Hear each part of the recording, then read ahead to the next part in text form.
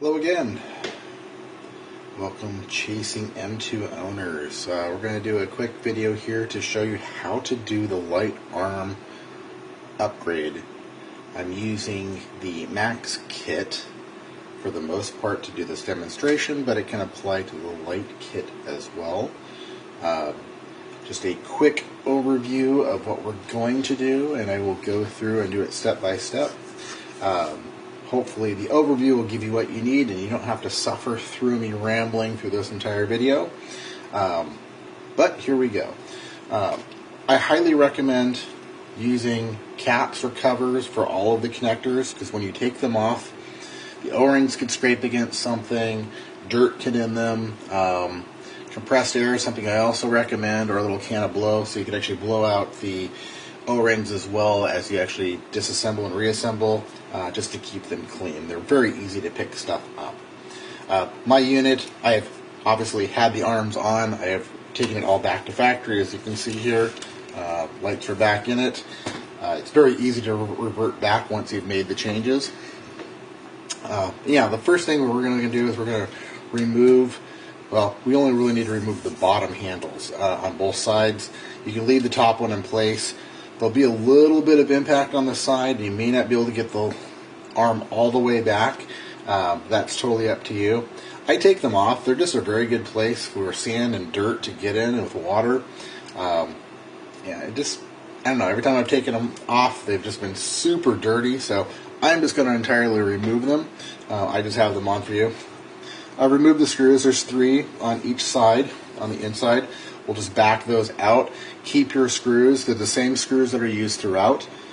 Very good reminder is not over tighten your screws because they're screwing into plastics. We'll remove those. We will take apart our front plate. So this whole piece here will come off. I'm actually going to pull out the battery just so that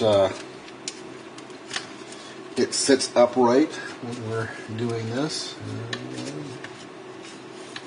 Come off, there you go.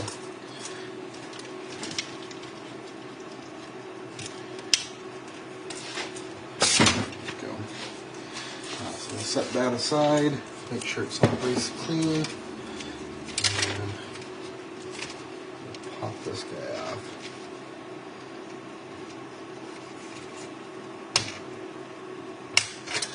Be careful not to break it. Okay, here we go.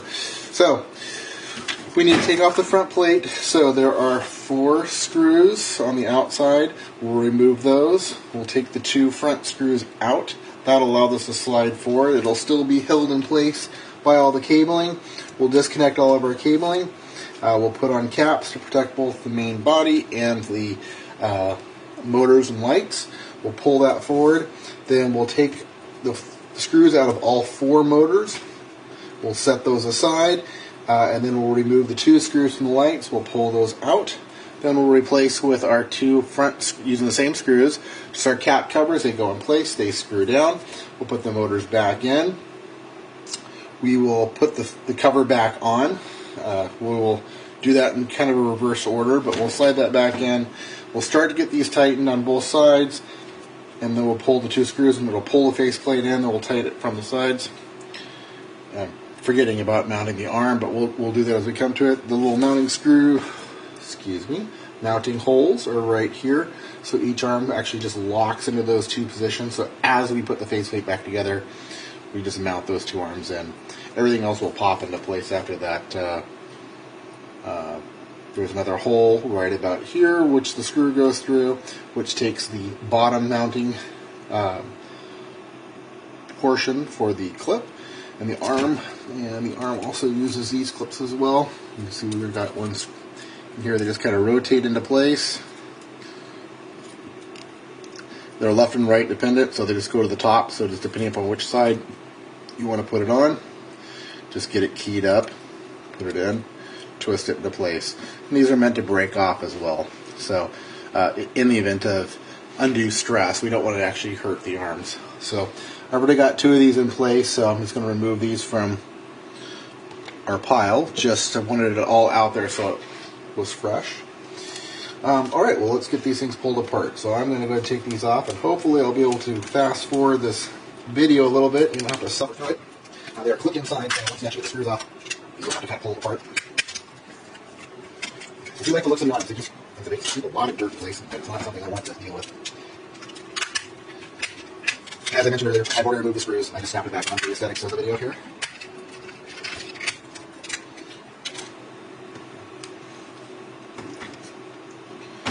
So let's go ahead and back these out.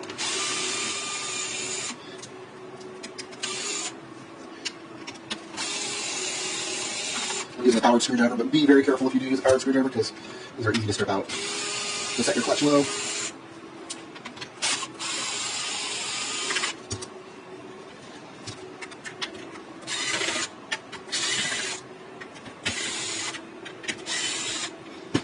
Okay, so we've got the 4 from the sides, and I've loosened, if not removed, the ones from the front plate. And we'll just pull this thing forward. The whole thing should just kind of slide, so give it a little bit of a wiggle. It's going to get very, very loose as we do this because everything is using that front plate to hold it in place. I'm going to get these screws out so I don't lose them. And of course, nothing's going to just fall.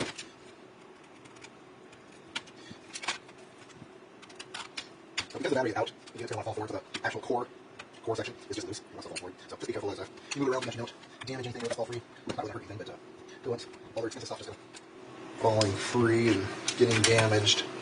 Right, so we're pulling forward here and the unit's coming out. So we're going to go in here and we'll remove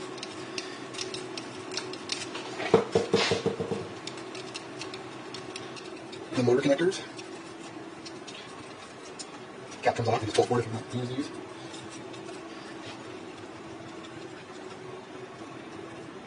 Really coming out, so back it off a little bit. Yep. Actually, as I pull these free, instead of them hitting anything, I'm going to put my caps on them here. 2. Take the parties.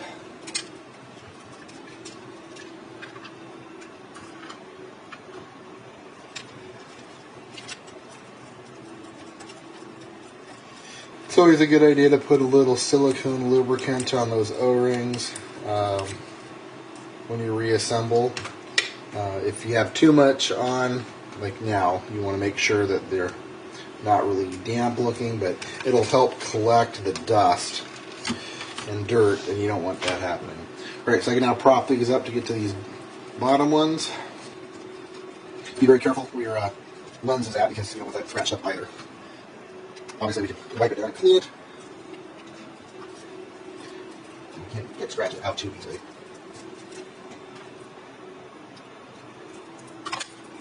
So, we'll take this aside. I'm going to set this unit aside. Alright. And I've got zip ties on all of mine. That's just because I took the plastic arms off that are the restraints for the cables. That's not going to be your case. You won't have those. So just put them aside, and you can put whatever you want to on them later to help keep those out of your way when using it. So we're going to take the motor screws out. I guess I should be a little more specific. There's 3. 1, 2, 3. The light sits right below it. These motors have to come out to get to the light. So we'll just get those loose. And we'll pull it out. If you're careful doing this, you can get the motor out and not knock all your screws loose. So it makes it a lot easier to put it back in, but I don't know if I've been successful doing that any time I've done it.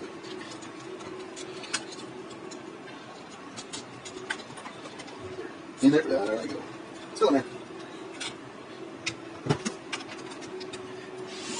Power screwdriver for disassemble, don't strip them. Okay, first one's out. Okay, your screws loose, and we'll set these aside. Take one of your plastic caps. And it should press in there. Won't actually lock, but you'll feel it kind of engage.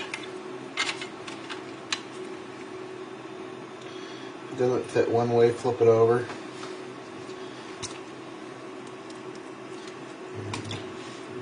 Long things here.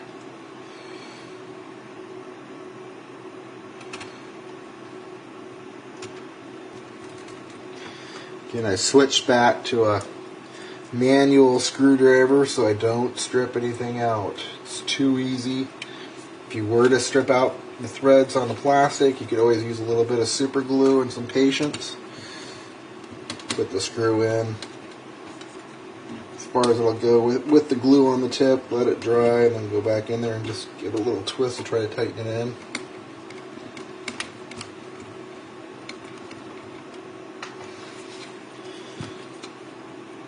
Click in there and check it. And move your thrusters back into place.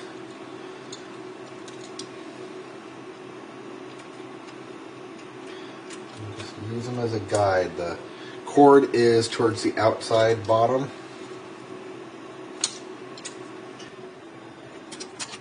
I've started this a number of times trying to figure out how it goes back in there because it didn't seem to wind up. Just in an awkward angle. I'm just going to start these with the power screwdriver.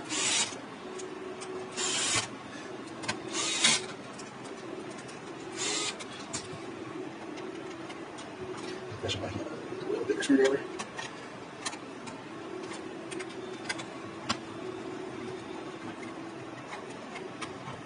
As I said, you want them snug, but you don't want to strip it.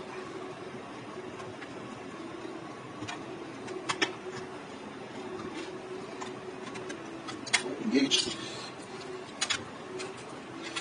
It's a good idea to keep that cable from being pinched while you're doing it as well. Alright, we're going to repeat the same on the next side.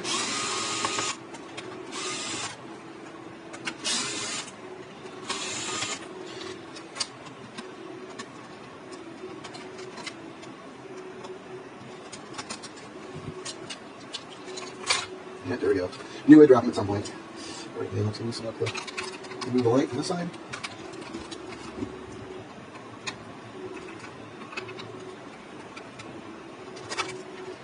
So, save your screws, set your light aside. Get your second plate plug. Press it.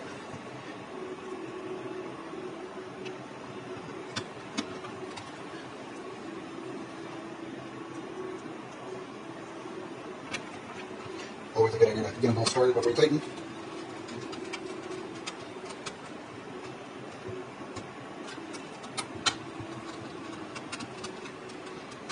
Be very careful about stripping or over tightening your screws. Back in there. You gotta remember towards the outside top.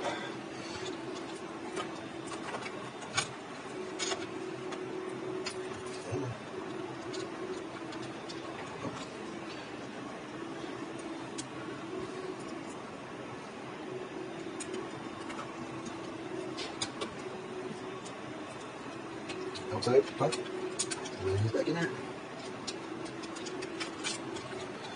It's kind of awkward.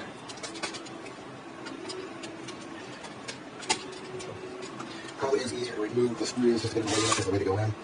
It's up to you.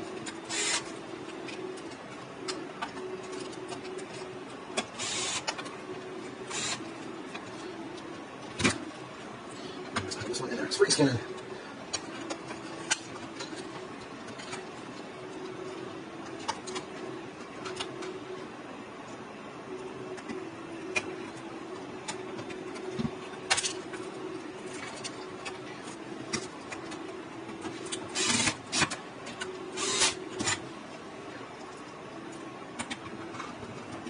Then go back and make sure the inlay in the right tension.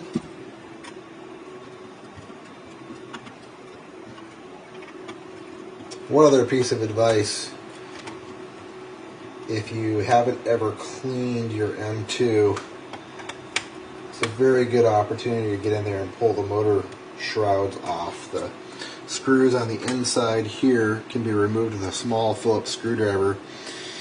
You can hit it with compressed air and or flush water through it to clean out any sand or gravel that gets sucked into it.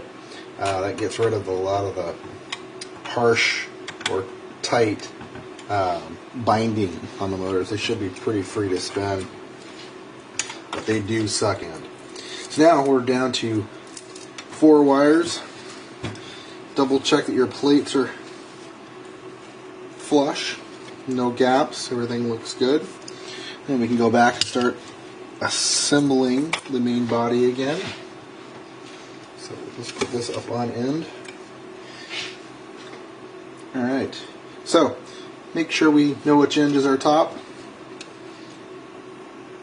Go ahead and take your arm and the one that you put the brace on. They're very easy to move if you switch them around, but make sure it's facing back.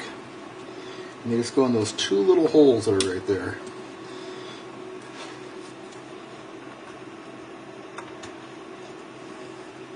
And they're right here. There are holes on the bottom. If you were to purchase longer cabled lights, you could trim out your lights in the rear. Something I was kind of looking at doing. Need to talk to Chasing a little bit more about that, but it could just allow the lights to be positioned in some different locations and keep them away from the front when it's actually going nose down. So anyhow, let's get this thing back on top. We need to get these back into the corresponding locations. So just line them up. It takes a little convincing to get those in there.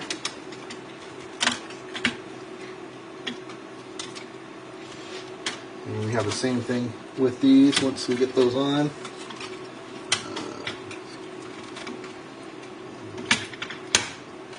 Fight me a little bit today.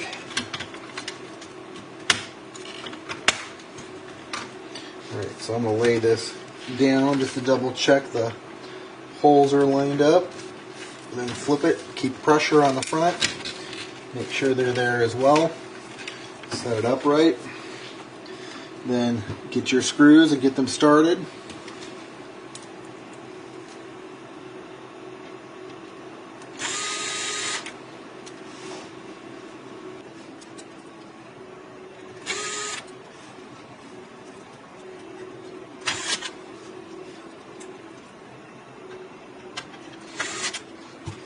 Actually, don't want those tight. Screws it. And we want to check our alignment because these always shift. Just make sure that the screw holes are good and get them started by hand.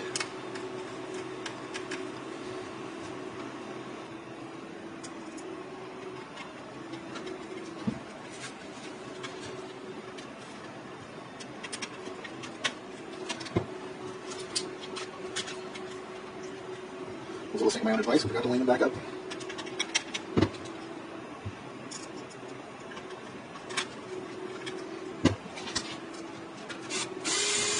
Once you got it where you need, go ahead and put it tight.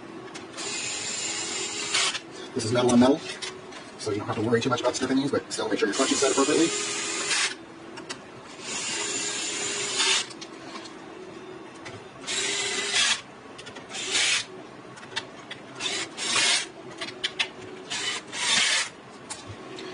Okay.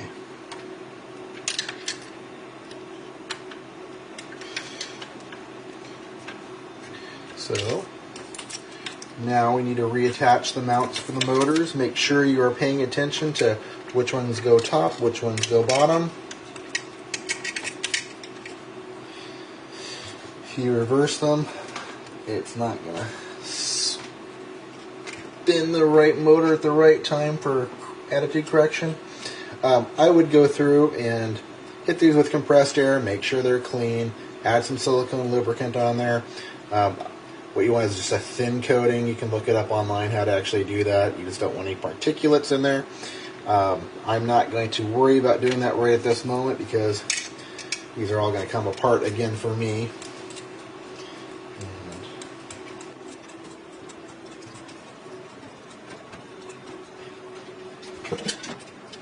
I guess one thing we should have done is just check our arms to make sure they move freely. So it's important to do that before we finish putting everything together. Make sure I get the right wire to the right port.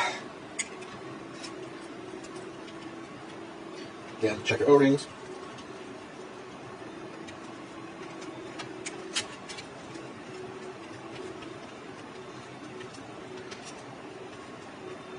I make these caps that I'm actually using here. I set their tolerance is very, very tight so that they actually screw on. Not waterproof, but I definitely have made them splash proof. Well, technically they're dust proof.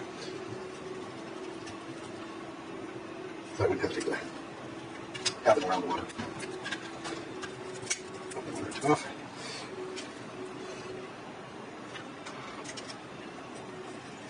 As you can see, I just zip tie them together so they stay towards the body. You can actually run something around it if you wanted to. It's a little difficult for the battery. Okay, so I'm going to leave the lights plugged for right now. Got a little bit still to do with the lights, so let's bring our lights in here. And we'll get ready to do that. Okay, well, I actually decided to reshoot this portion of the video. Just missed a little bit of information I thought might be important. So, as you can see, I've already put the battery back in the ROV, and the other light is on, but we'll still detail putting this together here. So, we want to grab our light head. We're going to slide the light through the hole. Just make sure it's lined up straight. If it's slightly off to the side, it may not push all the way in. It's meant to be snug. This one's been used a few times, so it's slipped in there fairly easily. But I suspect on your first insertion that it's going to go in there pretty snug. Just kind of move it around, wiggle it, just make sure it goes in straight. If needed, you could hit it with a piece of sandpaper if there was any marks or bars that are still inside that I didn't get removed. I've tried to trial fit these all before I put them in. One thing to note is if there's any marks or blemishes on the outside of the ball, it's up to you. It's just more of an aesthetic thing. If it's a little bit rough, as long as it's round, but if it's a little bit rough and the inside of this as well slightly rough, it'll actually hold on to it better than if it was smooth.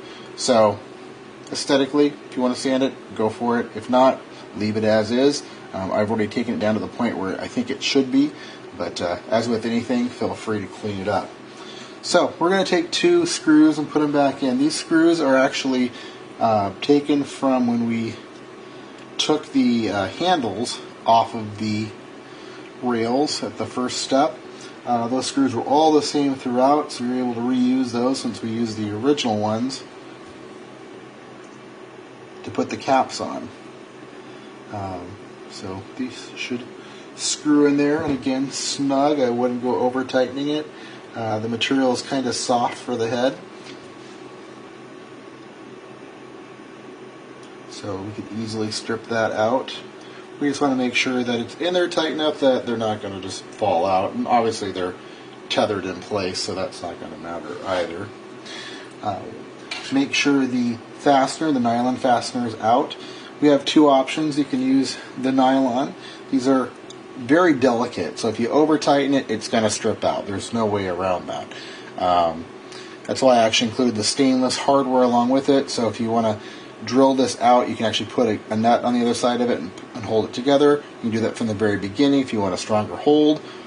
Not really needed, but it's just there. So there's the nylon option, and if it strips out, the stainless steel option.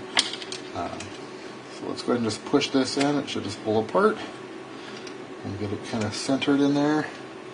We'll grab our nylon fastener in this case and get it down there in the hole. And I'm just going to put it in there just enough just to kind of keep it in place. So let's remove our covers.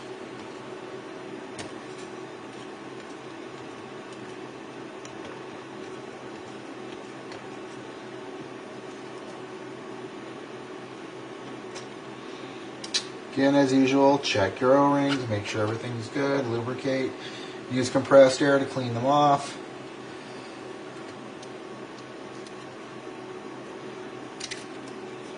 You don't want any debris in there. I'll be pulling mine back apart to double check it before it goes in the water. So I'm just doing this to keep this quick.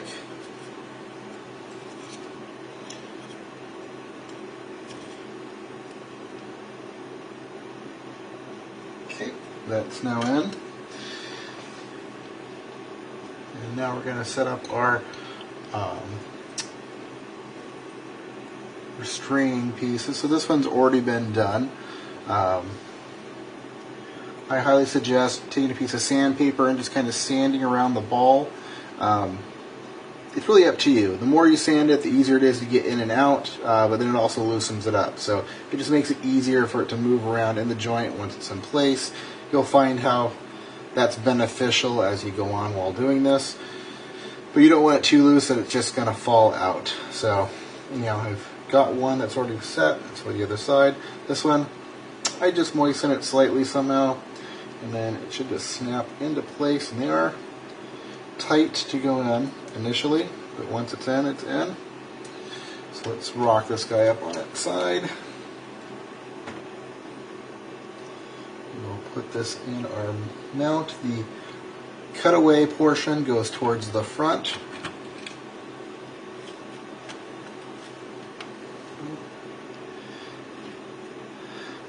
For the Max, there's an O-ring that can go around the outside of it. I'm not using it for this example, just to keep it easy. The light kit does not come with the O-ring, but one can still be used. The Max also uses a larger hitch pin, and using the small ones in this one. They're just out of the way. You can see it's got a little bit of play in it, not a lot. The Max kit probably won't move at all with the O-ring, but again, it's more just about how it feels. So we got this now, and it's moving around. We're going to move it up to our top pin, which we put in prior. The cutaway should be facing slightly down, and it just locks into place. They do just snap in and out. Moving them in and out to close them down is my preferred method, but they wear out. They wear out very quickly. These will be available. All these pieces are available for 3D printing. You can do it on your own for free, so you can make new ones as needed. But the whole idea really behind it is to pull the pin out, pull the bottom piece out, and then the whole thing can collapse down. It's just more pieces to move around, and it takes seconds longer, but it's going to be up to you. Let me get this one on the other side. Again, cut away forward.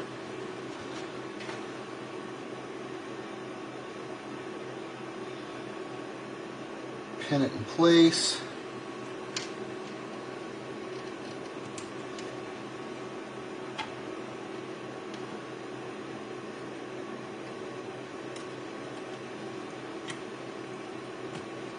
Lock it in place, and there we go.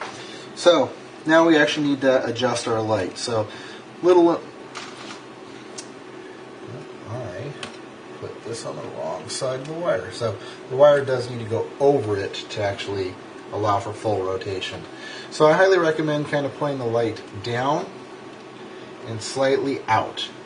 I'll go ahead and lock this into place by tightening the screw slightly. We don't want to go too tight. There we go.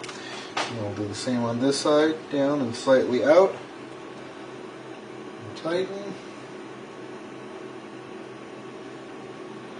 There we go. So, a little bit more about this. Let's just use something that's got a straight edge to it. So, your light has a cone that comes out. So this one's going to produce out at a particular angle. The idea is you don't want to light the water right in front of your camera. So if both of these have a cone that come out to about this point, this is your ideal location for your target for filming. If you move the light further away, you can move that out to, I want to say, well, really about anywhere. At some point, your light's not going to be effective, and I really haven't tested the range of these lights, and it really just depends on how much ambient light there is. But again, the less light that you illuminate between your camera and your target, the less snow you're going to have, the better off you're going to be. So you kind of want to figure out where your little cone angle is, adjust your light so that it actually will encompass that. A lot of times you'll want to kind of point your lights down towards the ground because you're going to want to illuminate what's beneath you, like if you're down towards the ground. If you're actually doing larger objects, you might want them up a little bit more so you actually have more visibility above. Also, it depends on if you're using a built-in camera or a third-party camera on top. You might have it in a different position just to take advantage of different things. again, you can move your lighting to wherever you would like it to be. There are a few other things too. These arms can be made longer or shorter to pull it in or out. It really just depends on the size of your cable that's attached to your light. Everyone has different ones. You can see that these are exactly the same, but this one is longer than this one. So it's just a matter of how they come out of the factory at chasing. If this light was if this was too tight, we could actually make a smaller bar so that it pulls it back a little bit more. Another option is to move it to the top bar. Top bar pushes it forward more. Ideally, you want your lights kind of back, but if you want to push it out more and you have cable length to do so, you can. One thing about putting it on the top, though, is when you go to grab it out of the water, it's going to be kind of in the way. So, again, it's up to you. Again, just playing with the lengths on that bar is that's really the key. But there you really have it. That is the modification light kit. Should go to very good use for your filming needs, especially learning how that lighting position works. There's a lot of good information on the internet about it. Get out there and read some. But if you have any questions, please leave me some comments. Ask any questions. Thank you for watching. Enjoy.